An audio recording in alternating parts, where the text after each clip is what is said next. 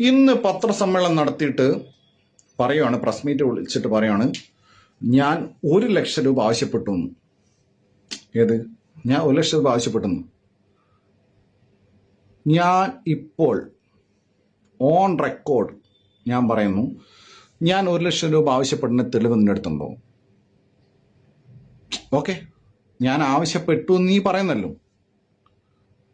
എടാ, പറയുമ്പോൾ ഒരു മിനിമം മര്യാദ വേണം. എന്നെ നാണം കെടുത്ത് 1,00,000 ഉലുവയോ നിന്റെ തീട്ടപ്പടത്തിന്? 1,00,000 രൂപ കേരളത്തിലെ എല്ലാ ജനങ്ങൾക്കും കൊടുത്താൽ പോലും ഒരു പണം കാണൂല.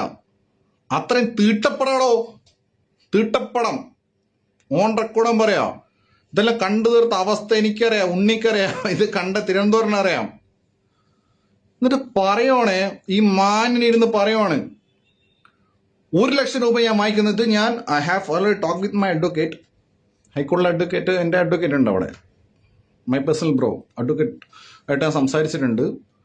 ഞാൻ മൂവ് ഓൺ ചെയ്യുകയാണ്, കേസ് ഫയൽ ചെയ്യാണ്. കാരണം എന്ന് വെച്ച് കഴിഞ്ഞാൽ ഈ പ്രൊഡ്യൂസർ താടിക്കാരൻ അപരാധി പറയുവാണ്, ഞാൻ 1,00,000 രൂപ ആവശ്യപ്പെട്ടു. അതിന് തെളിവ് കാണിക്കേ. ഞാൻ വയലൻ്റല്ല, ഞാനൊന്ന് ഹൈ കൊടുത്താം. തെളിവ് കാണിക്കടാ. ഇവൻ പറയുന്നത് ഓൺലൈൻ ട്രാൻസാക്ഷൻ അല്ല, എന്റെ ആൾക്കാരാണ് ഇവനായിട്ട് ബന്ധപ്പെടുന്നത്. എന്റെ ഏത് ആൾക്കാരടാ?